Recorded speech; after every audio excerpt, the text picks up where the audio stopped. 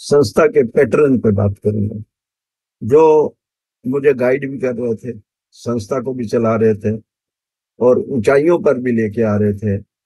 समाज में हमारा नाम भी हो रहा था। बहुत ही सम्मान के क्षेत्र में मैं बहुत ज्यादा उन्नति कर रहा था। मुझे उन क्षेत्रों से कुछ नहीं लेना था। एक साइड मेरा सम्मान था, सच्चाई थी, मेरा मेहनताना था कि मैं समाज में ऊंचे ओहदों पे भी रह के सच्चाई के बल पे चल रहा हूँ, मेहनत के बल पे चल रहा हूँ।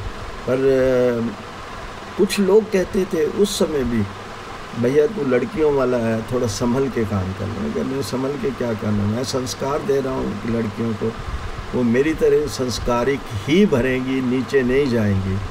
पर ये बात झूठी निकली कि वो तो उन परिवारों की हर झूठ में शामिल है जो वो बोलते हैं, जो वो करते हैं।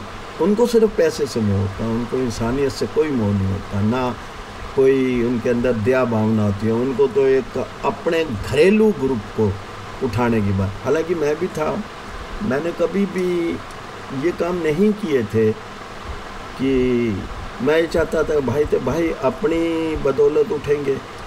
उनको भगवान ने अपने लिए शक्ति दी है, वो नौकरियाँ उन्होंने पढ़ाई लिया तो अपने लिए किए, मेरे बल पे क्यों उठें? जबकि और मुझे भी कोई उठाने वाला नहीं था। ये एक बड़ी भारी सच्चाई है।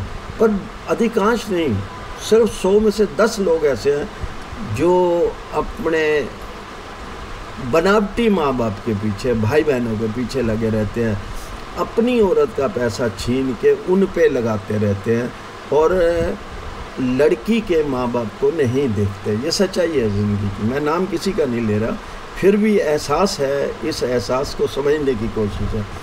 अब देखिए, मेरे को चलाने वाले कौन होते थे? जो संस्था को भी चलाते थे, मुझे भी राय देते थे।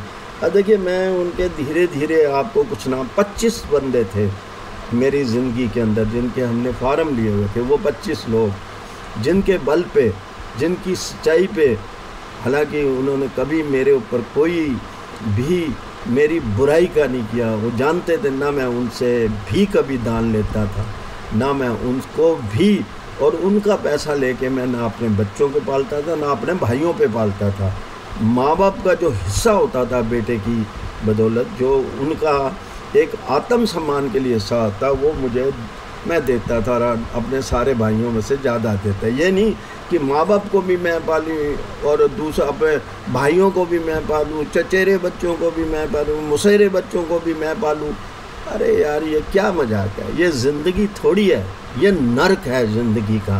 क्योंकि इंसान ने पैदा किया है हर आदमी की अपनी क्षमता के अनुसार। मैं एक बार प्लानिंग ऑफिस में काम करता था, 9 महीने के लिए काम किया। वहाँ मेरे पास एक अटेंडेंट था, यानी पीएन था, और एक मैं था। उसका एक भाई जब गाड़ी से उतरा तो वो मेरे ख्याल कर्नल या ब्रिगेडियर था, और वो एक चपरासी था, यानी पीएन था। मैंने उससे पूछा नाम लेके, भैया ये क्या, कौन है? कहते जी सगा भाई है। तो मैंने कहा तो तेरी कुछ भी हेल्प कर सकता, तू ऐसी टेम्परेरी क्यों कहता नहीं नहीं, मैं नहीं लगना चाहता, मैं अपने बलबूते पे बनूंगा, और मेरा जो बलबूता होगा, चाहे वो अटेंडेंस का हो, चाहे वो बेरोजगारी का हो, मैं इसी के बल पर हूँ। मैं बड़ा हैरान हूँ। मैंने कहा बात तो सही है, और ये इसका सम्मान भी बहुत अच्छा है, सम्मान से जी रहा है। खैर एनी हो, जो ये बंदे थे मेरे को जो कुछ दे रहे थे, शिक्षा दे रहे थे, मैं आपको एक प्रोविज़न के बाद बताता हूँ, पहले इनकी कहानी सुनाऊँ सारी। तो वो किसी की नहीं, अपनी ड्यूटी के प्रति कि वफादार था।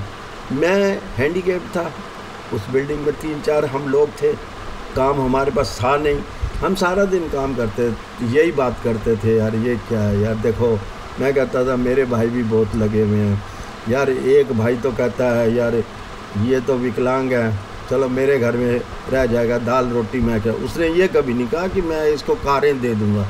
आर्मी में, वो एयर फोर्स में अफसर था, उसने ये नहीं कहा मेरे लिए कि मैं इनको कारें दे दूँगा, ये वहाँ जाके शहनशाही करेगा, नहीं, इसको दाल रोटी दे दूँगा अगर ये उसकी ये। मैं भी समझता था यार बात भी सही है, फिर मैं इसकी दाल रोटी खाऊं क्यों?